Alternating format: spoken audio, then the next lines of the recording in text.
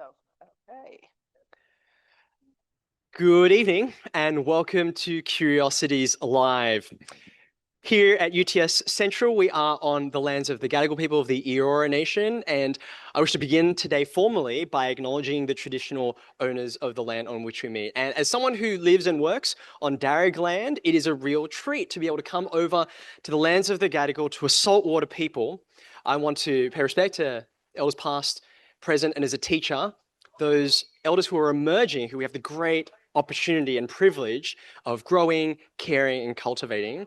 And Leslie, you and I are going to have a wonderful conversation in that wonderful knowledge sharing tradition of the Gadigal people. Tonight, let's get curious with Professor Leslie Loble, a leading voice in education reform and policy. For all of you who are in the room, tuning in online, or listening in on ABC Radio National, we are grateful to have you. My name is Eddie Wu. I'm the leader of teacher growth for the New South Wales Department of Education across 2,200 of New South Wales public schools. I'm also a professor of practice at the School of Education and Social Work at the University of Sydney, just down the road in Camperdown. And I am delighted to moderate tonight's conversation.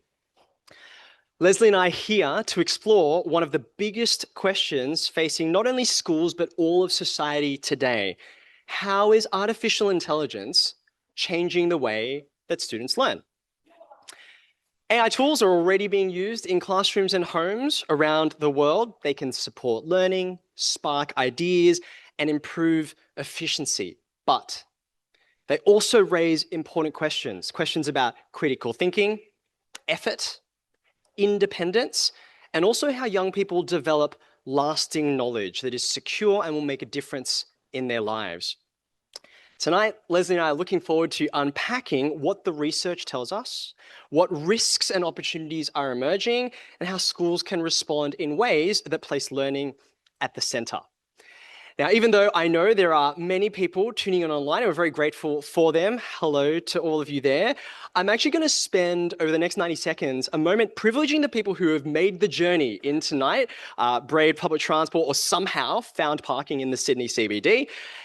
I'm going to ask for your help for Leslie and I to situate ourselves and make sure we're having the right conversation for the people who are listening here today. So this is going to be a quick pulse check, and I'd love you to participate by show of hands.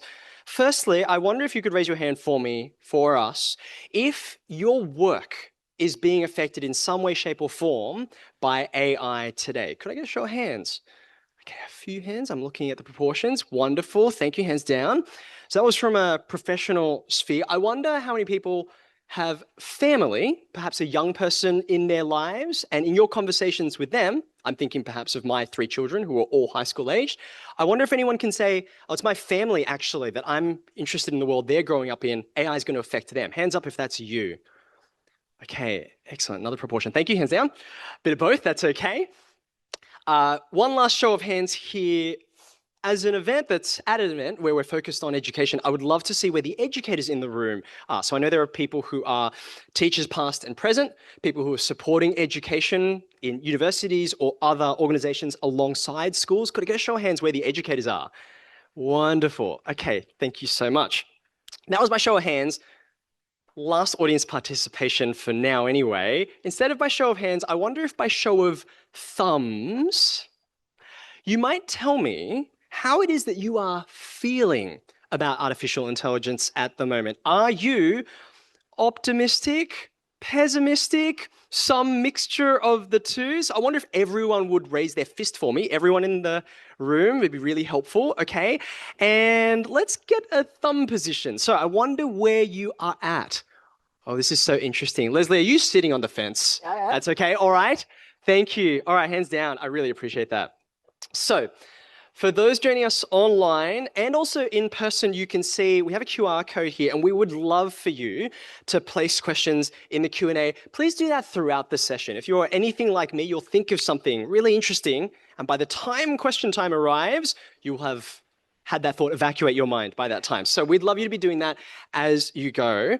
But as the moderator for tonight, I'm absolutely going to abuse the privilege I have to ask the first few questions. So, Leslie. Eddie.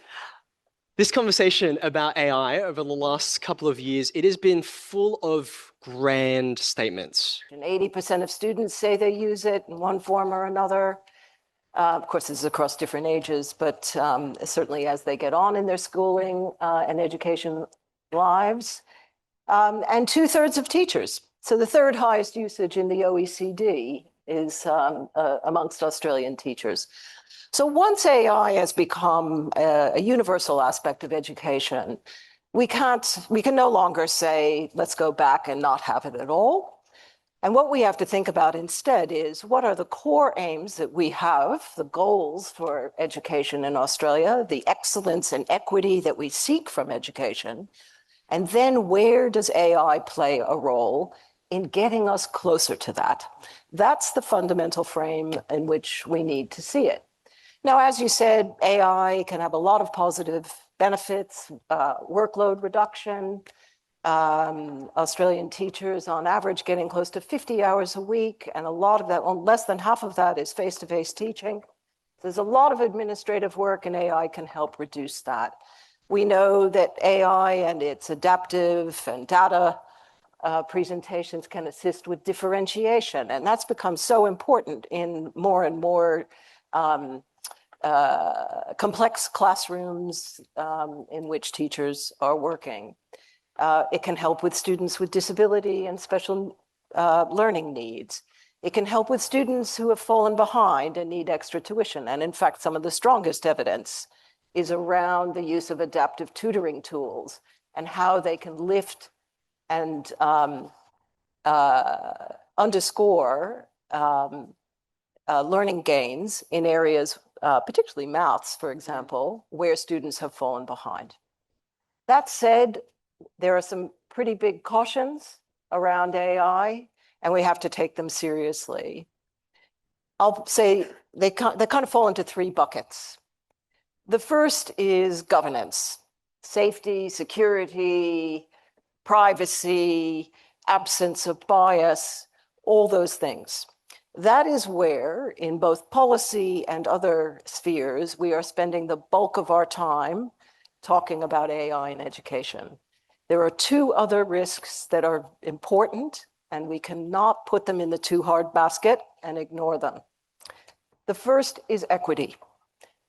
AI can either compound or counteract the underpinning conditions that are driving what we already know is a terrible learning gap in Australia. Things like teaching shortages or the uneven distribution of beginning teachers into areas of disadvantage, the concentrations of disadvantage, so on and so forth. AI can either counteract or compound those. And the third bucket of risks or cautions are learning risks. And those are going up the charts with a bullet, I have to say, and we're going to spend a lot of our time tonight talking about that. But those learning risks with AI are concerning, and we have to take very specific and concerted action to counteract them. I feel as though one of the major themes that we've hit here on at the first milestone, and we're going to keep on going throughout this conversation, is this paradoxical sort of dualistic nature to this immense power that we hold in our hands, but as most powers are, can be used for good and for ill, is going to erode and enrich learning in equal ways. I particularly think about, you talked about differentiation just now, and the ability to give a diverse range of students a different set of experiences that is attuned to their needs is extremely exciting to me as a time-poor educator. I know that the school that I personally teach at, more than 2/3 of the students have English as an alternative language or dialect, and to be able to produce resources and materials for them on a lesson-by-lesson basis that AI has helped me to be in their mother tongue as well as in English, that's a game changer. It's extremely exciting. But some of the risks that you mentioned are also very, very disconcerting. I wonder if I can go back to something that you mentioned about the fact that the genie's out of the bottle. We can't go back. This world has irrevocably changed.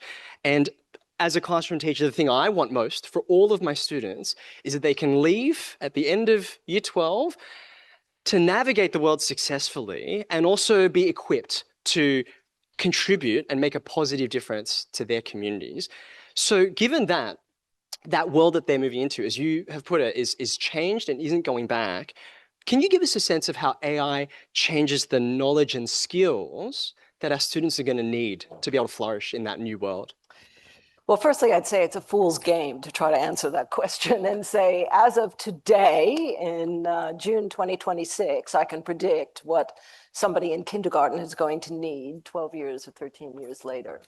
The technology is changing so rapidly. We tried that in the past. We, for example, not too long ago, said that if we taught kids coding, that would take care of it, and they would be prepared for a digital future. And the fact of the matter is AI can code itself, and so those skills are not the ones. I'll say there's a few things, though, that we absolutely know we need to do. The first is we all will need to know how to use AI to amplify our talents, our interests, our creativity, our knowledge, experience, and so forth. We need the tool to help us get even further and not diminish our own humanity and our capability. That's more than tapping buttons on an app. That takes real understanding and, importantly, skills in knowing how to use it. I mentioned equity. I'm going to continue to mention equity all the way through this. I want to make sure that all students are getting the skills to use those tools really well, and not those who already have educational advantage.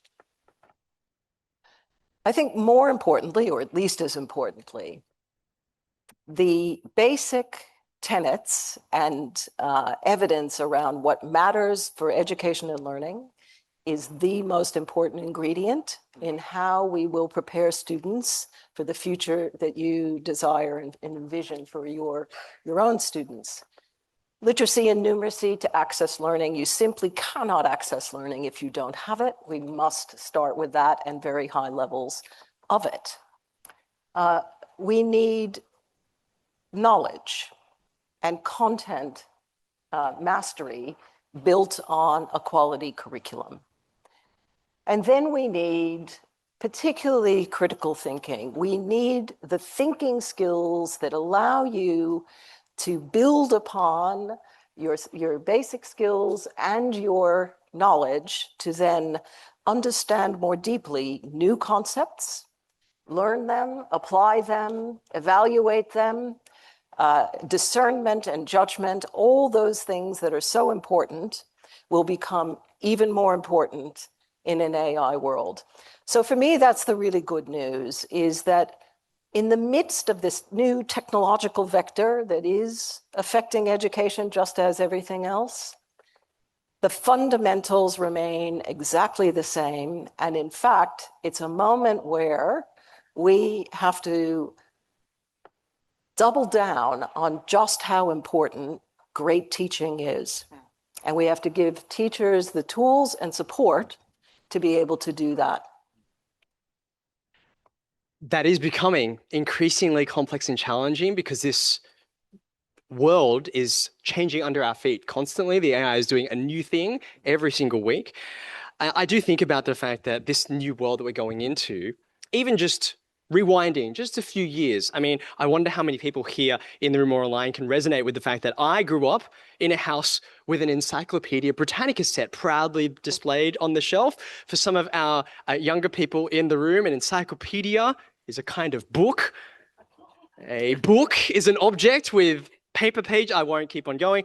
But as Google began to be this incredible new tool that we were excited to have access to, but also brought with it an accordant new set of skills that we had absolutely not yet mastered, in much the same way you talked about how a real understanding of what these large language models and artificial intelligence chatbots can do and how they're doing it is very important. I promise I'm not just saying that as a mathematics teacher, looking at the statistics that underlies all these models, but it influences what we're actually getting at and how we interpret that. Leslie, one of the things that I love about the many conversations you and I have had about this topic is that we've seen that there's this tendency over time AI is at the current end of a long list of technologies, whereby it's been the development of a new technology that has been driving many of the decisions in our schools and homes. The technology arises and then we react, we respond. And of course, it's very natural in a way, but we've both seen the danger of that. It happens over and over again.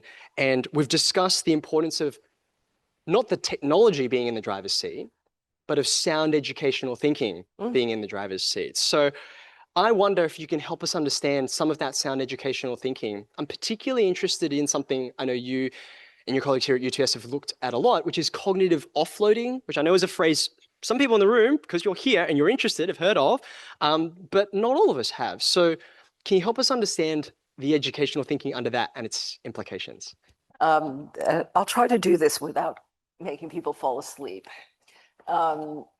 So essentially, well, I think I personally have played right into your hands by talking about how important education is. But I absolutely, as you said, we've had many conversations. The power and the compelling nature of AI, and we're all sucked in by it. I mean, it's just an amazing set of tools.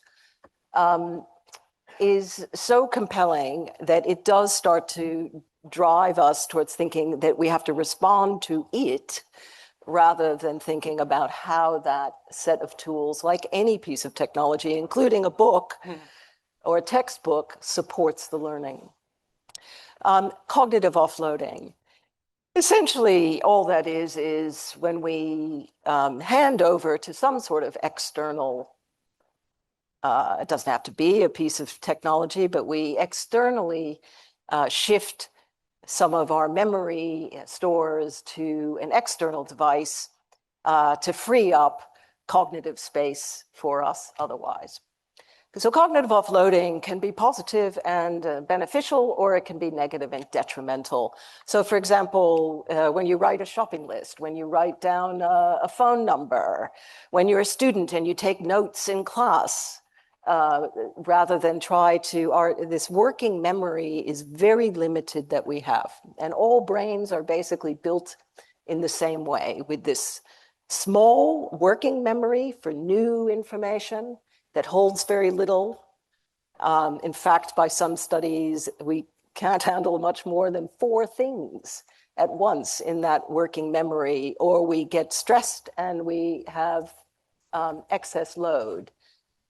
And then there's our long-term memory, which is boundless, and it contains all of our experiences, our activities, the things we've learned, and that's our stores of memory upon which we build knowledge. So when cognitive offloading is detrimental, it's essentially short-circuiting that process and stopping us from building those mental structures upon which we not only continue to learn, but we think.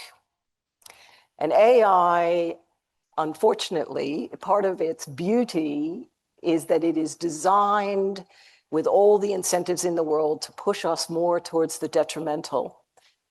Essentially, it takes care of a lot of things for us, and we defer to it more and more. And that's where the worry is about cognitive offloading, which is that the risk is not just that somebody cheats by using AI to write an essay. The real risk of AI and cognitive offloading is that we erode those mental structures. And for younger learners, we potentially don't even build them robustly enough at all. Bear with me, because I know we're going to unpack this a lot. Let me just tick through some of the evidence we've got on it, and then I'm sure we'll get down the track into what we can do about it, because we can do something. But the evidence is starting to mount that this is a real problem. So for example, we know from studies that there's what's called a performance paradox. AI gives you a short-term boost, but then when students are tested later, they haven't retained it. And so we get this boost, but we don't have the learning. There's an illusion of competence that comes with using AI, which leads to a false sense of mastery. We feel like we know it, and we think we know it, but we don't really. And in turn, that dynamic pushes what some have called a metacognitive laziness. In other words, we lose touch with our metacognition, which is essentially understanding what we know and what we don't know, and our self-discipline to get us from ignorance to knowledge. And when we have a tool that just makes it feel like all that information is at our fingertips, it creates an incentive to avoid the productive struggle that is the foundation of learning. So this is what is going on with AI, but it's not inevitable. And that's really important. And we'll get into this later. First and foremost, there are ways that we can structure the technology itself to be a positive incentive towards learning and not a negative one. And most importantly, we can support teachers in how to effectively and intentionally teach around AI. Leslie, I have one more question of you, just to build directly on what you just said. Before I ask it, though, you've just prompted my memory of a colleague of mine. His name is Antone Martino Trustwell. He's at the University of Sydney. He's a behavioral ecologist. And one of the things that he's helped me to learn is that one of the quintessential human characteristics is that we make and almost obsessively invent tools to make our lives better and easier. It's part of what has enabled our species to absolutely dominate the planet. Not the only thing, but it is one of the characteristic human qualities that enable us to do so many amazing things. It reminds me of the fact that calculators and computers used to not be objects but people. And cognitive offloading is something that is enormously powerful because it allows the students who I teach every day with a few presses of a calculator to be able to solve problems that would have made a mathematician's eyes water just 40 years ago, but now are within the reach of your average 15-year-old student. So there's some wonderful things that enables, but still many questions. And this brings me back to your question, which I want to let you close on, which is you have given us a portrait of cognitive offloading, some of its dangers, some of its risks. What are we going to do about it, Leslie, in practical terms? Well, and by the way, following this, I've got some questions for you because I want to know what your answer to that question. I didn't expect you to let me off the hook. That's fine.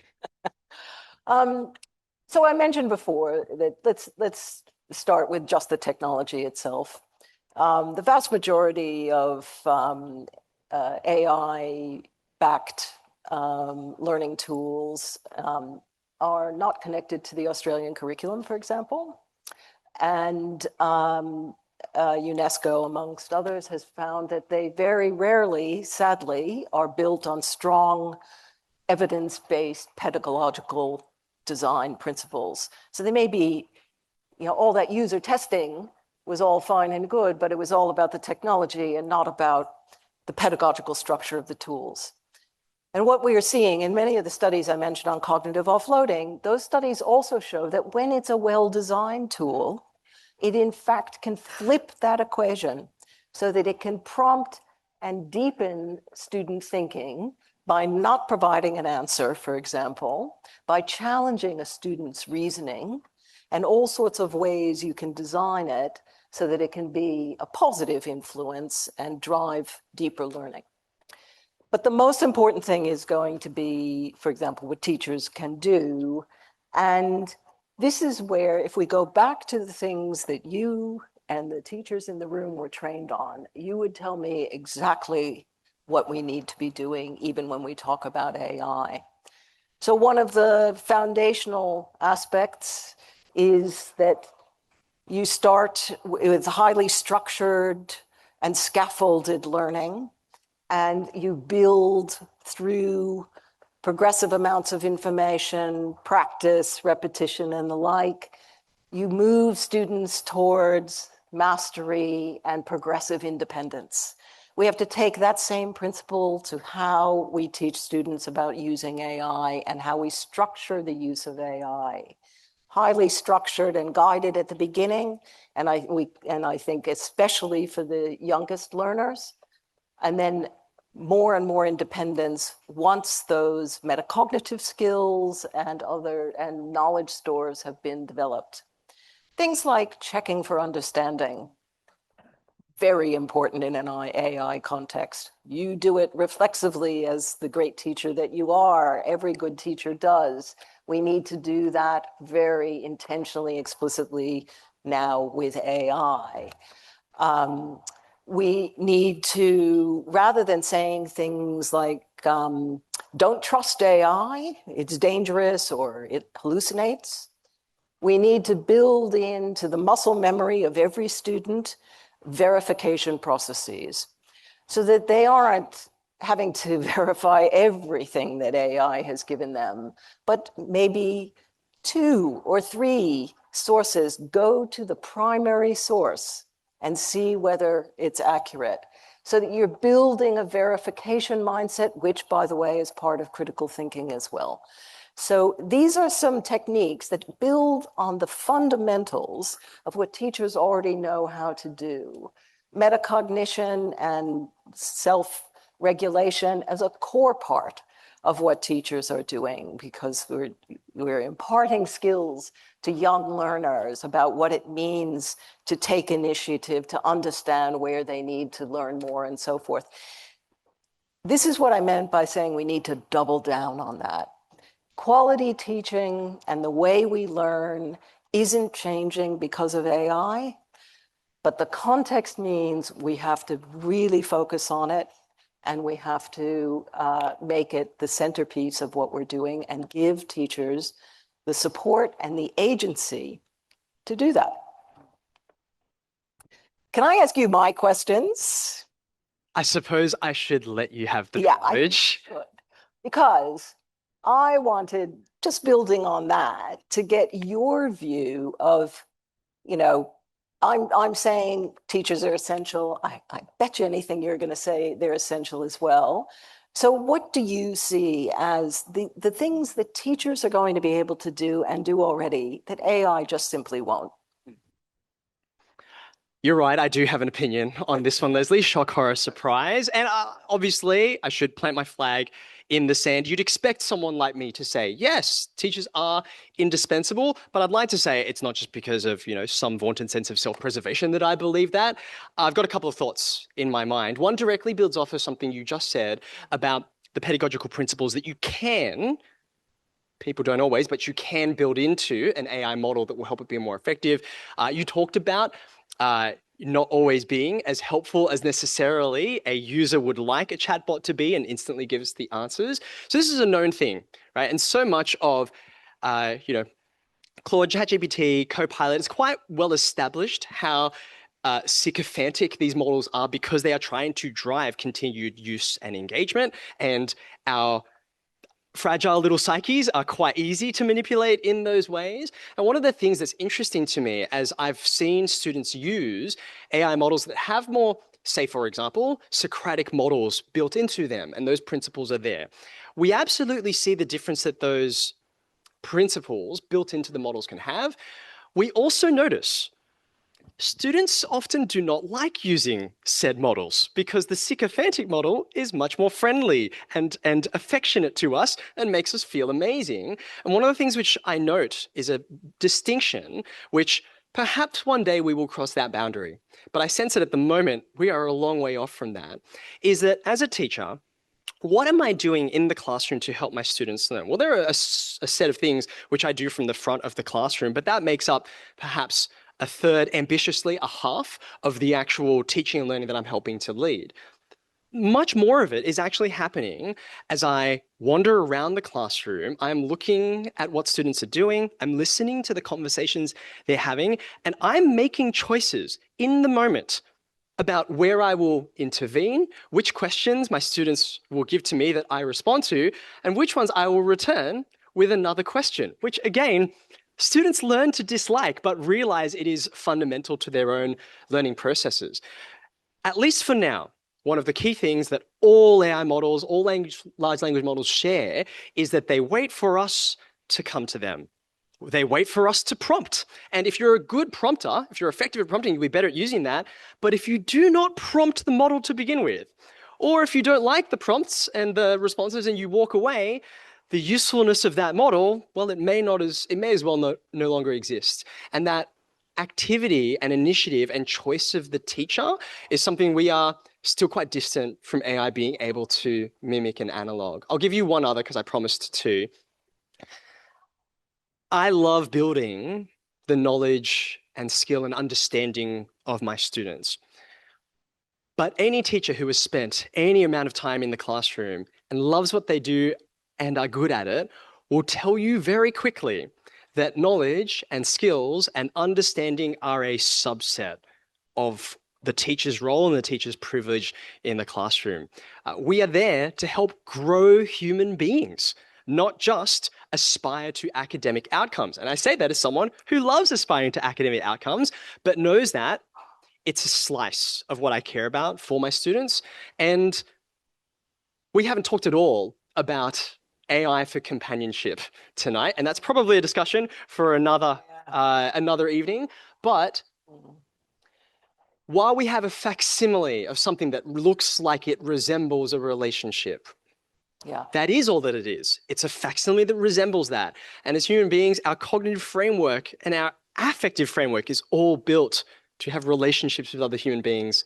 That is not a thing that AI can produce, and I don't think it ever will. Yeah, and well put, and backed by tons of evidence that humans learn from other humans better than in any other way, and that is especially true for younger learners, and the risks of AI are especially great when we are talking about school-aged learners. It's bad enough for us as adults, and just imagine for younger learners.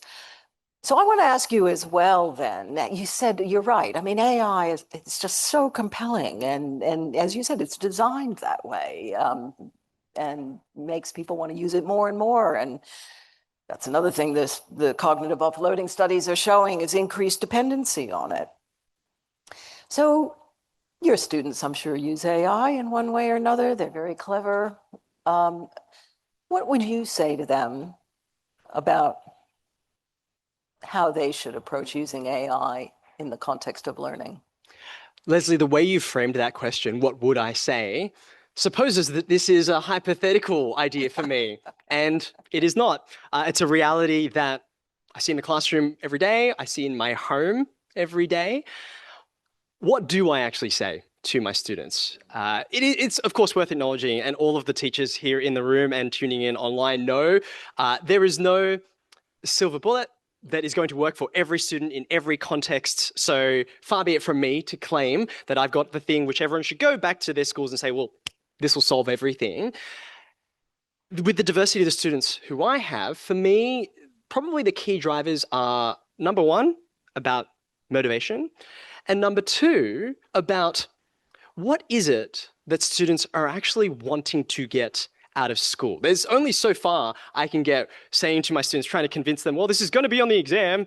I'm not going to let you have AI in this exam. It's like, well, that motivator is going to last for a little while and then it will fade and evaporate off into the distance. So let me take them one at a time. Let me think about the motivation part. Are the tasks and activities that we have our students engage with, that our young people are doing every day, are they more like a job or are they more like a gym? Is the thing that we care about the output? There's a task, it must be completed. I went to an agricultural school for 6 years of high school, and every time we would head down to the plots and I would sort of groan as I looked at the weeds that had grown there over the last 7 days, and I would think about this bare, barren plot that I would need to prepare for planting the next lot of crops. There was a job to be done. And look, those in the room and those online can see, I don't really have a physique built for a horticultural farmer. And so for me, if I had a tool, if I had a machine that could help me produce the same output, I would take it. My agriculture teacher seemed less sympathetic to that, but that's okay. We'll give Mr. Anderson a pass for that. If you have a job and the primary thing that we care about is the quality of the output, then use whatever tool is going to be appropriate to help you reach that goal. However, can we not all feel the ludicrousness of going to a gym and having the personal trainer walk you through the equipment and say, oh, by the way, here's a machine you might like to try out. We've just brought it in. It will lift the weights for you. It will do all of the reps. You can watch it go. That would feel a little counterproductive to us. And even though I'm not an English teacher, I loved English when I was at school. I still do. And the whole point of writing an essay, for example, is that an essay is a proxy for thinking, for analysis, for understanding a text, what it's really about, and saying something important about it, something important and something true. That essay writing activity is a gym. And so that motivator, I think, which admittedly takes some work, because I know there are lots of my students who will look at an essay or they will look at the exercise that I set for them and they'll say, actually, that looks more like a job than a gym to me, which means there's some work for me to do to show the value of actually putting that effort in and developing those muscles. That's the first thing that I would say. And then the second, there's a wonderful book called 10 to 25. 10 to 25 is in the ages, 10 to 25, which is this protracted period of adolescence, which we're now seeing in young people. And it talks about how between the ages of 10 to 25, one of the key things that drives a young adolescent brain as that prefrontal cortex is forming and as maturity is developing is, I want to have something that I care about in this, and I don't really want the person in authority to be telling me what to do, because that's actually a real disincentive for me. And we have seen many marketing and ad campaigns around all of the maladies of young people, drugs, alcohol, smoking, all the things, and how ineffective they are when there's an authority figure saying, this is bad for you, don't do it. In fact, if anything, that can sometimes serve to drive that behavior, because every adolescent brain is somewhat wired a little bit for that rebellious streak, that finding of independence away from the family unit generally, which has defined them. So how can we tap into that in the context of AI?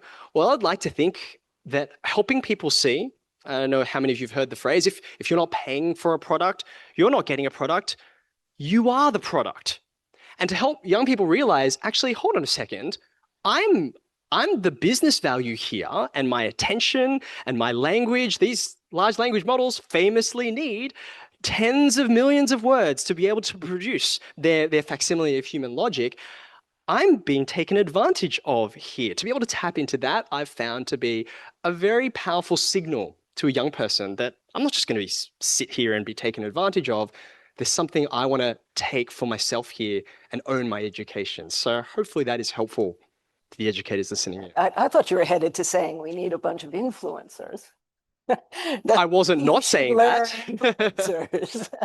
Anyway, I guess we have some questions from the audience. All right, let's have. And now's a good time to remind you, if you haven't already, to submit your questions. I've got a few here, and I'm going to start with one that's gotten a lot of it. So it's obviously resonating with people. Yep. So Leslie, I'd love for you to start us. I've got some thoughts on this too, but the question from the audience is there a framework, strategy, or tools to balance the use of AI whilst also making students think critically? So you just talked about the importance of critical thinking. And earlier in the conversation, we were talking about Google and this vast array of information out there that really requires some healthy skepticism. Do you have any thoughts to share on how we help our students to balance those two tensions?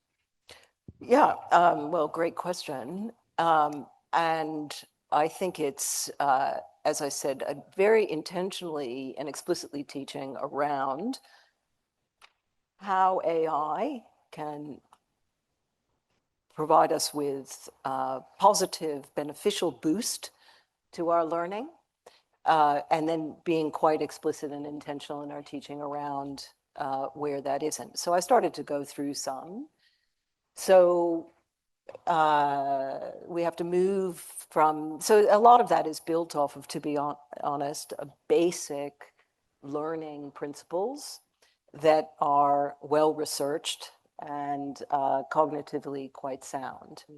So critical thinking depends first and foremost on knowledge. You can't think critically in the abstract. It has to be based on some foundational content and knowledge. And the processes that underpin critical thinking, things like reasoning, problem solving, evaluation, judgment, those also can be explicitly taught in the context of content knowledge. And so we need to amplify that in our education, and we need to explicitly bring in those aspects of structuring the use of AI in learning. I'd also say we should be quite serious about looking at primary years and whether we should have AI in them at all, or let's at least say in K-3, that we should be saying there's important things that need to be developed before we're talking about using this tool. And that fits in what I was saying before of building more skill and progressive independence in how to use this, because we're confident that students understand it and understand, have the knowledge to be able to use it and evaluate it well. So the balance, this is not a one-off. And there's not a formula that we can package up into you know, a one-sheet piece of paper that goes out to all classrooms and says, here's how you balance it. This is an ongoing process. But I just think we have to come back to over and over again that when we reflect on where the strongest evidence is about effective teaching, that is where we can build in more balance around using AI. And I'm just going to give you just another example. I rattled off a few before. But if a teacher says, okay, you can use AI, but just make sure you document it or cite it when you've used it. Again, that could be turned slightly to be more specific to help students understand how the tool could be used in a positive way. It could be use the tool to ask you questions before your test based on what you've been learning. It could be use the tool to challenge your thinking and your reasoning, so on and so forth. So it's putting that tool in balance and saying and acknowledging that at least as students have progressed through their learning and in their you know, secondary years, for example, they're going to be using it. And rather than say, let's forget about it and pretend the shadow use outside of the classroom isn't happening, let's bring it in and intentionally structure and scaffold and teach how to be using it in a productive way. So I find that so helpful, Leslie, and I want to add an extra practical layer to that answer for whoever has posed the question here. One of the things which I think is so fascinating, it's one of these old wineskins, new wine type situations, is that, you know, we are headed towards, you know, it's term 2 at the moment, we're headed towards the end, it's been a long 11-week term, but we're headed towards these formal assessments that are coming in terms 3 and in term 4, the HSC rolls around here in New South Wales. And I wonder how many of you, for some of you, it's quite recent, and others, we have to cast our minds back, but think about the last time you sat and were formally tested on something. And I feel very confident in saying that for all of us here in the room and online and listening on the radio, when we were tested, we were posed questions and we provided the answers. Does that resonate with people? That's kind of the format, right? Questions, questions, questions. How good are you at answering? That's the thing that we are assessing and measuring, and therefore what the assessment is valuing. Now, do you sense the imbalance there? Because, you know, as you were just talking there, Leslie, one of the key skills for using a large language model effectively is actually how to pose effective questions, which in fact is not new to a large language model. I think every great thinker, problem solver in a work or in a individual context knows how to ask the right question that can then lead to the work that we need to do to work out what the answers are. I think Bloom's taxonomy here is one of those wonderfully powerful tools that, again, we are going to find doesn't fit. These old wineskins don't fit the new wine. So for those who don't remember, picture the pyramid. Down the bottom of Bloom's taxonomy are the least sophisticated skills we want to develop in students. We're thinking about just remembering, recalling facts.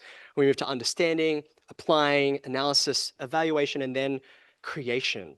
Where exactly is questioning in that hierarchy? I think we could make an argument that it is somewhat sprinkled through, but perhaps this is a good opportunity for us to say it deserves its own place. So that's, I think, a helpful kind of practical thing to add into there. I'm going to ask the next question, unless Leslie, you want to build on that? Is that okay? Great. All right. So this next question here, this is a bit of a tricky one. Do you think the integration of AI into education changes what we as teachers need to value? So I just made a reference to assessment before, and that often, we measure what we care about. Do we need to change what we as teachers value? Do we need to start looking at the thinking behind the answer rather than just the answer itself? Do you have some thoughts on that? I think you answered it, Eddie. I think you answered that perfectly. Say more on that, Leslie. Well, Not just for my ego. I want to know more detail from Leslie's brain. Look, you just went through Bloom's taxonomy. I mean, what we're doing, if we're structuring learning, so it's just about, you referenced task before. If it's just about, let's see how you perform on this task, that's not really learning. That shows that you've learned, that you've mastered how to perform on that. But the learning that is the deeper learning, the longer term learning stores, to go back to our memories upon which future learning is built, is something deeper and more significant than just knowing how to multiply. So I'd say in that sense, I'm going to sound like I'm terribly old-fashioned here in the face of this incredible technology, but I'd say, and you could tell me if I'm wrong, the teachers have never really been about, let's just see how you perform. It's been about, let's see what you understand. Let's test you on how you apply it in different circumstances. There's an automaticity that comes from learning your facts, upon which, makes it easier to learn other things if you don't have to think about 4 times 4 is 16, means you can take on more complex mathematical learnings. But I'd say that's why I think you've answered it. It's really what teachers are aiming for here is something much more than just task completion. It has always been the aspiration. That doesn't make it easy to reach, though, of course, which I think is part of what's implied in the question.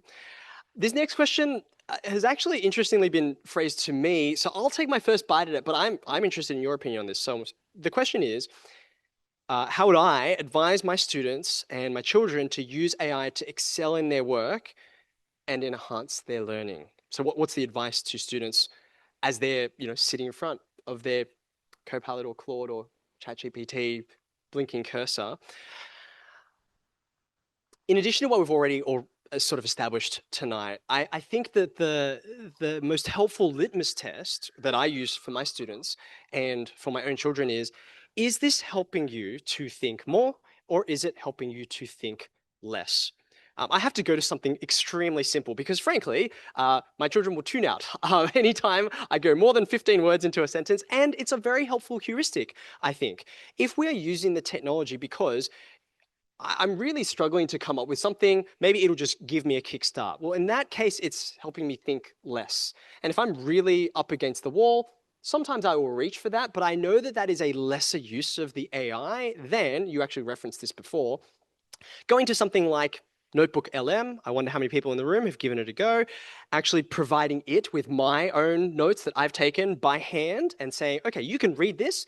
I would like you to test me. One of the most famous studies in psychology around memory and retention was from Rodiger and Karpik in 2006, if I recall, and they were testing how good students' memory was of a certain, passage, and they would be asked questions. And one of the things they noticed was that they were diluting and interfering with the results every time they brought students in to test them.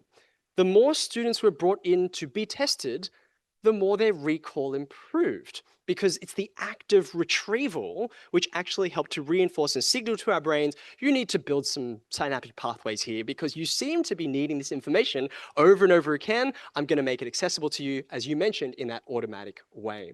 So if we are able to employ the tool to help us to do the work, this just goes back to the gym analogy. I'm going to be putting weight onto there because I know this is what's going to develop my muscles. That I think is probably the simplest way to go about it. But Leslie, I'm keen to know your first thought on how you would advise students. No, I think you've answered that incredibly well. I'm just going to say this is why the cognitive offloading evidence that's emerging is so concerning, because it is short-circuiting that very process that you're talking about. And the incentives push towards using it as a substitute and not an enhancer. And as a result, I mean, this is, you know, I do have to say it's reasonably serious, right? Especially, as I said, when we're talking about younger learners, that if the cognitive structures you've just described, which are built from that productive struggle, that we don't like to do, nobody likes to do, it's not just kids, you know, it's, why make it hard? Just tell me what the answer is. And that's what AI does for us. So it really is why the technology is so disruptive and risky when it comes to this cognitive offloading. You just prompted me to remember the words of Danny Kahneman, who wrote Thinking, comma, Fast and Slow. Fantastic read. I mean, Yes. deservedly Nobel Prize winning for literature. And he said, I remember he wrote I probably read this probably 10 years ago, and it just confused me so much when I first read it. So I wonder if you will respond in this way. He said, we often think brains are an organ for thinking, an organ designed for thinking. But the brain is an exceedingly efficient machine at helping to minimize the amount of thinking that we have to do, because thinking is effortful, is resource intensive. And if the brain can come up with a quick response to something that doesn't require that hard work, it'll absolutely take it. And AI and large language models are absolutely taking advantage of that. It's a sugar hit. Absolutely.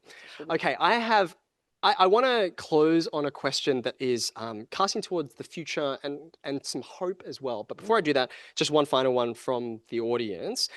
How do we address the threat that AI poses to the validity of most assessments other than the in-person invigilated exams? Here is the way it's provocatively been put by this question asker.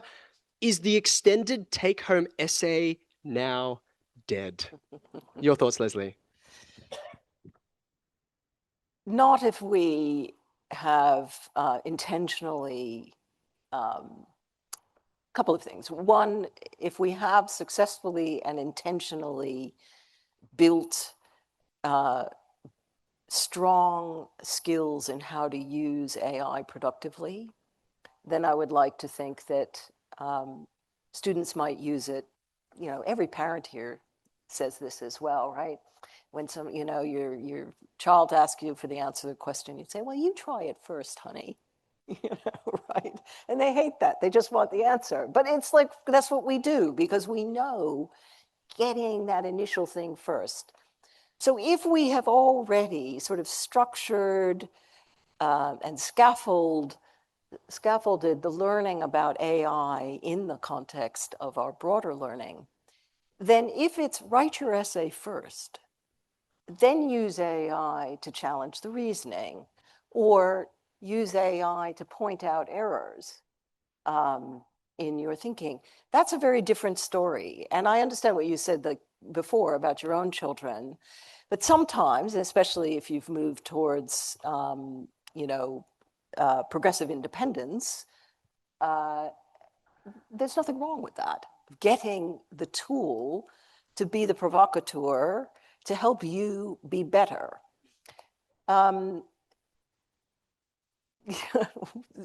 Journalists, when we released our report, I wouldn't say that what I'm about to say was the most popular thing with journalists, but if you've never learned spelling, I'd say don't use spell check. But if you're sitting there as a 16-year-old and you're writing your essay, you could use a grammar check or a spell check. And that if, this is the big thing, if it's freed up space for you to spend more time thinking about, well, what's your unique analysis of this, or what's your great insight here? And our assessments can reward that. We know that the plagiarism technologies just simply don't work in the face of AI, so that's a waste of time. But I would say we shouldn't exclusively be using those. So at a level of understanding that we want to see if students have, we need to couple, if we're going to use something like a take-home test, we need to couple that with something that isn't, so that we can genuinely know, has that concept been understood and applied in a different way? Leslie, I said I wanted to end on a note of hope. So I'm going to pose a question to you, and I'm really going to supply my own impression of an answer from my vantage point as a teacher in schools, as a leader supporting teachers around New South Wales. And then I'd love for you to paint us a vista of what the future can look like. The question is really around, I heard a quote from Google's recent event where they were talking about their newest products and all the new features that they were releasing. And I believe that it was their head AI officer who said, we may look back on 2026 and say, they were in the foothills of the singularity, this idea of this oncoming superintelligence that will eclipse human thought and usher in potentially some new golden age, or Skynet and Terminators. Who knows? We'll find out. The foothills of the singularity was this image. We're looking out into the future, and there are lots of exciting vistas. So I want to share one very small personal one, and then I'd love for you to take us home, Leslie, and then we're looking forward to getting to have some interaction with you here on the floor as well. One of the things that I've wrestled with for many years, and it's probably going to sound biased as a mathematics teacher, but in fact, it is all classroom teachers who feel this struggle. I think mathematics teachers just know the tools, and therefore we realize the gravity of this problem perhaps more than others. It's that we rush to quantify.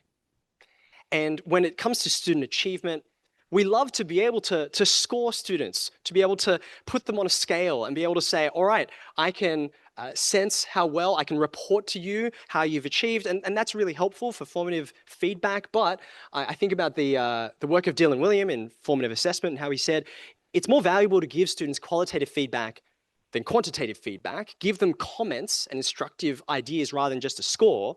But if you give them both, qualitative and quantitative feedback, our studies show they might as well have not received the qualitative feedback. Such is the power of when we see a number, and it might say, for example, 49% on the front of an exam, and we rush to draw a conclusion about ourselves as students and as learners, and also from a teacher's standpoint. One of the things I'm excited about AI potentially helping us with is that we are more awash in data today than we ever were. And I think for a long time, we viewed qualitative data as nice to have. We use it when we can, which for a time-poor teacher is almost never, because there are oceans of this data which we would love to dig deep into. And for the average high school teacher who has 150 plus students every year, that's an intimidating task to go about. Could there be a world where actually we could have an equal grasp and mastery of our students, what they need, where they can develop, and where we as teachers can support them, not just on the numbers, but on a much richer sense that a large language model could help us to develop. That's not going to be taking the teacher's place, but supercharging and amplifying the ability of a teacher to know their student, how they learn, the content and how to teach it, and do that with the aim of an extremely able helper. I wonder, Leslie, what would you like to finish on? Well, I'm going to start with the foothills of singularity is not exactly Shakespeare. And I say that for a reason, because my sense of hope comes from things like that, where the human creativity, our passions, our knowledge, our insight, it's boundless. It is absolutely boundless and doesn't need to be invented by somebody twiddling with ones and zeros. And I think in the end, that will win out. I don't think it's a small thing. You may have seen there are lots of graduations happening in the US in May and June. And you have some of all the, Eric Schmidt from Google and the like. Commencement speeches. Commencement speeches. I said graduation because we don't really say commencement in Australia, do we? Anyway, students booing about the great future of AI. Now, partly when you're sitting in Silicon Valley, you're in the belly of the beast, and we can see what's happening with employment around some of those highly, well, what we once thought were completely immune, like coding. We see resistance. I was talking to a colleague over there before the session. We see resistance as well developing in farming communities and others around the US around data centers. I think this is not a moment for Luddites, because AI can be such a powerful tool, but it is a moment and an ongoing moment where we must constantly recognize and ensure that human agency is shaping where this technology goes. And that is not beyond our means. We are impressed daily with these incredible machines and what they can do. What we need to constantly come back to are 3 levers that will make a difference, at least in education. And if we enact our policies and our practices around these 3 levers, we will have AI in a subsidiary position, not in the forefront. And those levers are the governance levers that I mentioned before, privacy and so forth, the design of the tools. We have fantastic work that's been done by AERO, Australian Education Research Organization, and the Education Services body, and they've developed standards for AI-based educational tools in Australia that are also educational quality. We simply need to bring these standards into reality and connected to our procurement of tools so that every classroom can be confident they've got the best tools for Australian kids. That's lever number 2. And lever number 3 is the effective use. And that's where we have to spend an awful lot of our time, and we have to make sure we are providing the resources to teachers to intentionally structure the use of this tool. It's not beyond our capabilities, and that is why I am hopeful, but we have to be active to make it happen. It's an incredibly powerful call to action, Leslie, and it is going to need that call to action because, as we've just discussed earlier tonight, if we abdicate our responsibility to take an active role in how this technology is shaping us, how we are shaping the technology will shape us.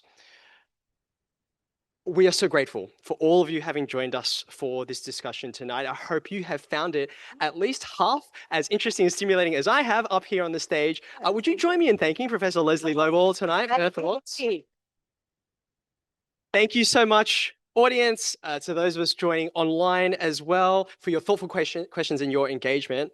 This is, of course, part of a series, so you can continue exploring ideas that are about shaping our future through the Curiosities series on the UTS website. Thanks again for joining us. We look forward to engaging with you here on the floor. Have a great evening, everyone, and safe travels. Thank you.